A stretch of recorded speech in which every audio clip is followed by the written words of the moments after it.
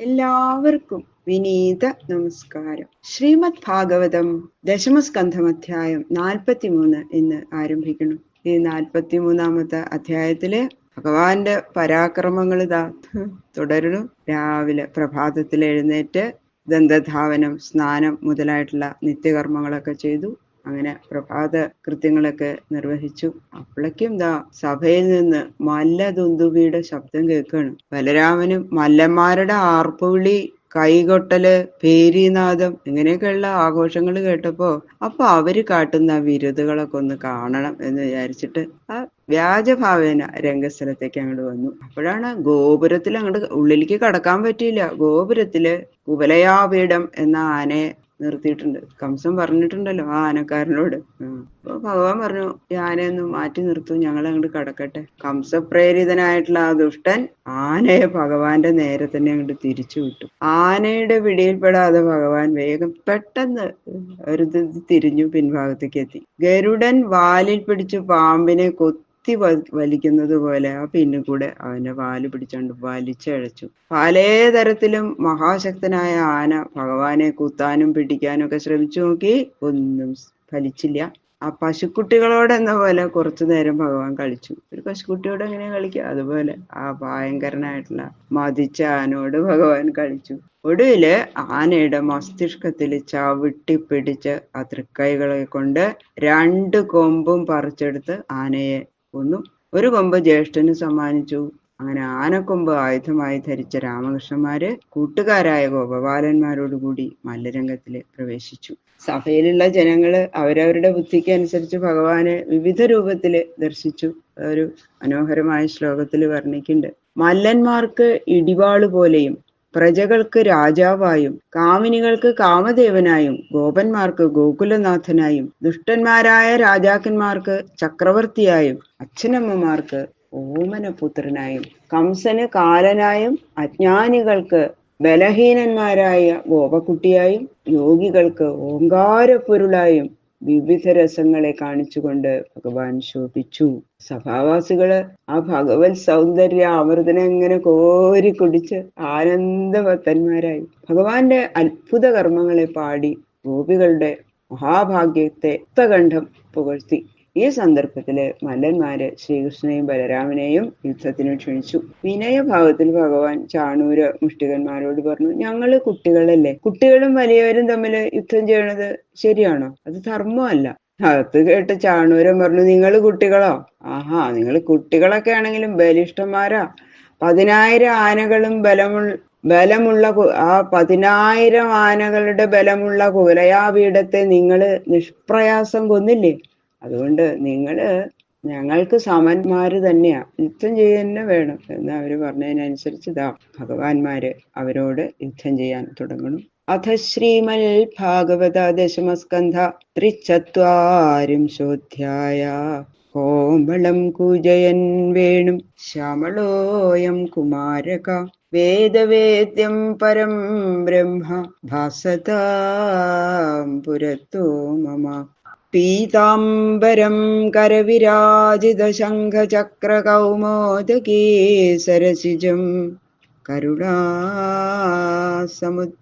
രാധാസഹായം, അതിസുന്ദരമന്ദഹാസം, വാതാലയേശമനിശം ഹൃദി ഭാവയാമി. ഗുരുവായൂരപ്പാ ശരണം. നാരായണം നമസ്കൃത്യ നരം ചൈവ നരോത്തമം ദേവീം സരസ്വതീം വ്യാസം തതോ ജയമുദീരയേ. മൂകം കരോതി വാചാലം പങ്കും ലംഘയതേ ഗിരിം, യത്കൃപാതമഹം വന്ദേ പരമാനന്ദമാധവം. സദാശിവസമാരംഭാം ശങ്കരാചാര്യമധ്യമാം അസ്മദാചാര്യപര്യന്താം വന്ദേ ഗുരുപരമ്പരാം. ഗംഗണപതയേ നമഃ. സംസരസ്വത്യൈ നമഃ. ഗുരുഭ്യോ നമഃ. ഓം നമോ ഭഗവതേ വാസുദേവായ. ഓം നമോ ഭഗവതേ വാസുദേവായ. ഓം നമോ ഭഗവതേ വാസുദേവായ. ശ്രീശുക ഉവാച. അഥ കൃഷ്ണശ്ച രാമശ്ച കൃതശൗചൗ പരന്തപ മല്ലദുന്ദുഭിനിർഘോഷം ശ്രുത്വാ ദ്രഷ്ടുമുപേയതു. അഥ അനന്തരം കൃഷ്ണച്ചാർ കൃഷ്ണനും രാമച്ചാർ ബലരാമനും പരന്തപ ഹേ ശത്രുക്കളെ നശിപ്പിക്കുന്ന ബലമുള്ള രാജാവേ, കൃതശൗചൗ പ്രാതസ്നാനാദി ശുദ്ധി ചെയ്തവരായിട്ട് മല്ലദുന്ദുഭി നിർഘോഷം മല്ലന്മാരു പ്രയോഗിക്കുന്ന വാദ്യശബ്ദത്തെ ശ്രുത്വ കേട്ടിട്ട് ദ്രഷ്ടും കാണാനായിക്കൊണ്ട് ഉപേയതു ഉപയാനം ചെയ്തു. അങ്ങനെ ശ്രീകൃഷ്ണനും ബലരാമനും രാവിലെ എഴുന്നേറ്റ് ആ പ്രഭാത നിത്യകർമ്മങ്ങളെല്ലാം ചെയ്ത് പരിശുദ്ധന്മാരായി. അങ്ങനെ ഇരിക്കുമ്പോഴാണ് അതാ കേൾക്കണു മല്ലന്മാരുടെ അർപ്പുവിളി. കൈ ഇങ്ങനെ ഉറക്ക രണ്ട് കൈയും കൂട്ടിക്കൊട്ടുണ്ട് പേരിനാദം മുഴങ്ങണു. ഇതൊക്കെ കേട്ടപ്പോ അവര് കാട്ടുന്ന ഈ ആ വിരുതുകളൊക്കെ ഒന്ന് കാണാം, ഏട്ടാ നമുക്ക് പോവാം എന്ന് പറഞ്ഞിട്ട് രണ്ടുപേരും ഇറങ്ങുകയാണ്. ഭഗവാന്മാർക്ക് എന്തിനാ ഇതൊക്കെ ചെയ്യണത്? ആ നിത്യകർമാനുഷ്ഠാനം എല്ലാവരും ആവശ്യം അത് ചെയ്യേണ്ടതാണ് എന്ന്, എല്ലാവരും അനുഷ്ഠിക്കേണ്ടതാണ് എന്ന് ഭഗവാന്മാരായിട്ടുള്ള രാമകൃഷ്ണന്മാര് അവരുടെ അനുഷ്ഠാനദ്വാര ലോകത്തെ ബോധിപ്പിക്കാൻ വേണ്ടിയിട്ടാണ്. കൃതശൗചൗ എന്ന പദത്തിന് ശുദ്ധിയോടുകൂടിയവര് എന്നും അർത്ഥമുണ്ട് എന്ന് പറയണം. രംഗദ്വാരം സമാസാദ്യ തസ്മിൻ നാഗമവസ്ഥിതം അപശ്യൽ കുവലയാപീഠം കൃഷ്ണോംബഷ്ട പ്രചോദിതം. മലക്രീഡ രംഗത്തിൽ ദ്വാരത്തിലെത്തി. അപ്പോ അവിടെ നിർത്തിയിരിക്കണോ ആ മതിച്ച കുവലയാപീഠം എന്നിവരായ ആനയെ. അതുമാത്രല്ല, ഭഗവാൻ അവിടെ എത്തിയപ്പോഴേക്കും ആനക്കാരൻ അതിനെ തന്റെ നേർക്ക് അങ്ങോട്ട് അയക്കാൻ പരിശ്രമിക്കുന്നതും കണ്ടു. ബദ്ധ്വാ പരികരം ശൗരി സമുഹ്യ കുടിലാളകാൻ ഉവാച ഹസ്തിപം വാച മേഘനാദഗഭീരയാ. ആനക്കാരന്റെ ഭാവം ആനയുടെ നിൽപ്പൊക്കെ കണ്ട ഉടനെ വേഗം ഭഗവാൻ മേൽവസ്ത്രമൊക്കെ ധരിച്ചിട്ടുണ്ടായിരുന്നു, അതൊക്കെ ഊരി ദേഹത്തിലെ അലങ്കാരങ്ങളെല്ലാം അഴിച്ചു. എന്നിട്ട് മുണ്ട അങ്ങോട്ട് മുറുക്കി ഉടുത്തു. ഉത്തരീയം ബലമായിട്ട് അങ്ങോട്ട് അരയിൽ കെട്ടി. മാലകളൊക്കെ ഇടംപിരി വലംപിരികളായിട്ട് അങ്ങോട്ട് ഇട്ടു. മുഖത്തിൽ വീണ് കിടക്കുന്ന ആ കുറുനിരകളെ ഒന്നായി കൂട്ടിപ്പിടിച്ച് അങ്ങോട്ട് കെട്ടി. ഇടിവെട്ടുന്ന ശബ്ദം പോലെ അത്ര ഉച്ചത്തില് ഏറ്റവും സ്പഷ്ടമായ വാക്കുകൾ പുറപ്പെടുവിച്ചുകൊണ്ട് ആനക്കാരനോട് പറഞ്ഞു. അംബഷ്ഠ അംബഷ്ഠ മാർഗം നൗ ദേഹ്യ അപക്രമമാചിരം നോ ചേത്സകുഞ്ചരം ത്വാദ്യ നയാമിയമസാദനം. ഭഗവാൻ പറഞ്ഞു, എടോ ആനക്കാരാ, 2 പ്രാവശ്യം എടോ ആനക്കാരാ. അത്ര ദേഷ്യം അങ്ങോട്ട് വന്നിട്ടേ ഞങ്ങള് സഞ്ചരിക്കുന്ന മാർഗത്തെ തടസ്സപ്പെടുത്താതെ ആനയും കൊണ്ട് നീ ദൂരെ പോ, വേഗം പോ, താമസിക്കരുത്, ഒട്ടും താമസിക്കരുത്, പോ.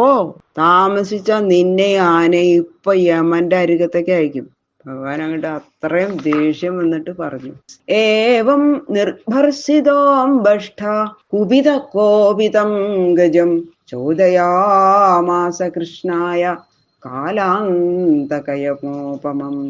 അങ്ങനെ തന്നെ നിന്ദിച്ചു പറയണ ഭഗവാന്റെ വാക്ക് കേട്ടപ്പോ ആനക്കാരനും ഏറ്റവും ദേഷ്യം വന്നു. തോട്ടിക്കൊണ്ട് വലിച്ചിട്ട് മറ്റേ ആനയ്ക്ക് അങ്ങോട്ട് ദേഷ്യം ഉണ്ടാക്കി തീർത്തു. ആനയെ അങ്ങോട്ട് ഇട്ട് വലിക്കാൻ തുടങ്ങി. അപ്പൊ ആനയ്ക്ക് ദേഷ്യം വരില്ലേ? അങ്ങനെ ഭഗവാന്റെ അടുത്തേക്ക് അങ്ങോട്ട് ഓട്ടിച്ചെന്ന് പിടിക്കാനായിട്ട് കാലം അന്തകൻ യമൻ ഇവർക്ക് തുല്യമായിരിക്കുന്ന ആനയെ അങ്ങോട്ട് നിർബന്ധിച്ചു. അതായത് കാലം പോലെ വേഗവും അന്തകനെ പോലെ ദേഹബലവും യമനെ പോലെ ശൗര്യവും ഈ കുവലയാപീഠം എന്ന ഗജത്തിന് ഉണ്ടെന്ന് അതിന്റെ അർത്ഥം. കരീന്ദ്രസ്തമഭിദ്രുത്യ കരേണ തരസാഗ്രഹീത് കരാദ്വികളിത സോമും നിഹത്യാഘ്രിഷ്വലീയത. ആനകളിൽ വെച്ച് മഹാബലിഷ്ഠനായ കുവലയാപീഠം അതിവേഗത്തിൽ ഭഗവാന്റെ നേർക്കങ്ങോട്ട് പാഞ്ഞെത്തി തുമ്പിക്കൈ കൊണ്ട് ശ്രീകൃഷ്ണനെ പിടിച്ചു. പിടുത്തത്തിൽ നിന്ന് അങ്ങോട്ട് വേഗം പിടിവിടിവിച്ച് ഭഗവാൻ എന്ത് ചെയ്തു? മുഷ്ടി ചുരുട്ടി ആനയുടെ മസ്തകത്തില് ബലമായിട്ട് ഒരൊറ്റ ഇടി. ഉടനെ ആനയുടെ 4 കാലുകളുടെ മധ്യത്തിൽ അങ്ങോട്ട് പ്രവേശിച്ചു. എന്നിട്ട് അതിന് തന്റെ ദേഹം കാണാൻ പാടില്ലാത്ത വിധത്തിൽ അങ്ങോട്ട് ആ 4 കാലിന്റെ ഇടയിൽ അങ്ങോട്ട് കിടന്നു. സംക്രുദ്ധ സമചക്ഷാണോ ഘ്രാണദൃഷ്ടി സ കേശവം പരാമൃശൽ പുഷ്കരേണ സപ്രസഹ്യ വിനിർഗത. കണ്ണനെ അങ്ങോട്ട് കാണാതിരുന്നപ്പോ ഭയങ്കര ദേഷ്യം വന്നു ആന. ആ ഗജം വാസന, അപ്പൊ വാസനിക്കുമ്പോ അറിയാൻ പറ്റുമല്ലോ ആനകൾക്ക്, വാസന കൊണ്ട് അറിഞ്ഞ ഉടനെ തുമ്പിക്കൊയോണ്ട് അങ്ങോട്ട് പിടിച്ചു. ഭഗവാനുണ്ടോ വിടണു, ഉടനെ ബലാത്കാരേണ ആ പിടുത്തത്തിൽ നിന്നും ഭഗവാൻ വിട്ടു, പുറത്തേക്ക് വന്നു. എങ്ങനെയാ ഇപ്പൊ ഇത്ര ഘോരനായിട്ടുള്ള ആനയുടെ പിടുത്തത്തിൽ നിന്ന് ഈ കുഞ്ഞു കൃഷ്ണൻ പുറത്തേക്ക് വന്നത്? അതാണ് പുഷ്കരം എന്ന പദം. പുഷ്കരം എന്ന പദത്തിന് ആനയുടെ തുമ്പിക്കൈ എന്നും താമര എന്നും രണ്ടർത്ഥമുണ്ട്. അപ്പൊ ആനയുടെ തുമ്പിക്കൈ ഭഗവാന്റെ ദേഹത്ത് തട്ടിയപ്പോ താമരപ്പൂ പോലെ അത്ര മാർദ്ദവം ഉള്ളതായി ഭവിച്ചു. അതുകൊണ്ട് ആ പിടുത്തം പിടിക്കാൻ ഭഗവാന് ഒട്ടും വിഷമമുണ്ടായില്ല. പുഷ്കരം കൊണ്ട് തലോടി എന്ന് പറയാൻ പറഞ്ഞത്. ആന തുമ്പിക്കൈ കൊണ്ട് ബലമായി പിടിച്ചപ്പോ താമരപ്പൂവിന്റെ ദളം ദേഹത്തിൽ വീണതുപോലെ തോന്നിയുള്ളൂ എന്നാ ഭഗവാന്. അപ്പൊ പിന്നെന്താ, പുറത്തേക്ക് കിടക്കാൻ ഒരു വിഷമം ഉണ്ടായില്ല. പുച്ഛേ പ്രഗൃഹ്യാതിബലം ധനുഷ പഞ്ചവിംശതിം വിചകർഷയഥാ നാഗം സുപർണൈവ ലീലയാ. അതിശക്തനായ ആനയുടെ വാലിലെ ബലത്തോടെ അങ്ങോട്ട് പിടിച്ച് ഭഗവാൻ കൃഷ്ണൻ ഗരുഡൻ സർപ്പത്തെ എന്ന പോലെ 25 വിൽപ്പാട് ദൂരം പിന്നോട്ട് വലിച്ചു. പഞ്ചവിംശതി എന്ന് പ്രത്യേകം പറയുന്നുണ്ട്. 25 വിൽപ്പാട് ദൂരം. തന്റെ ഭക്ഷണപദാർത്ഥമായ സർപ്പത്തിന്റെ അഹങ്കാരം ശമിപ്പിച്ചിട്ട് കൊന്നു ഭക്ഷിക്കാൻ വേണ്ടി ഗരുഡൻ സർപ്പത്തെ വലിക്കും പോലെ കുവലയാപീഠത്തിന്റെ അഹങ്കാരം തീർക്കാനായി ഭഗവാൻ അതിനെ വലിച്ചു.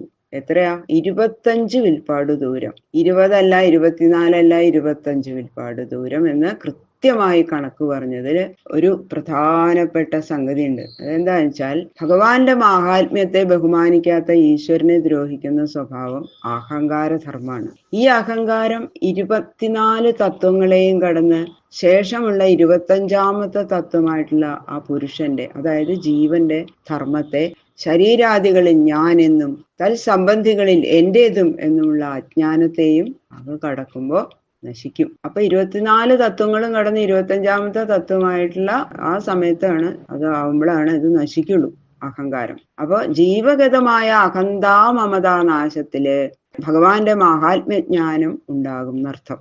ആ 25ാമത്തെ ഇതില് തത്വം വരുമ്പോ അഹങ്കാരമാകുന്ന ആനയുടെ ഊക്ക് മുഴുവനും തീർത്ത ശേഷമേ ഭഗവാൻ തന്റെ തത്വത്തെ വെളിപ്പെടുത്തി കൊടുക്കുള്ളൂ എന്ന് ഗംഭീരാശ. അതാണ് ശ്രീശുക ബ്രഹ്മർഷി ഇവിടെ സൂചിപ്പിച്ചിരിക്കുന്നത്.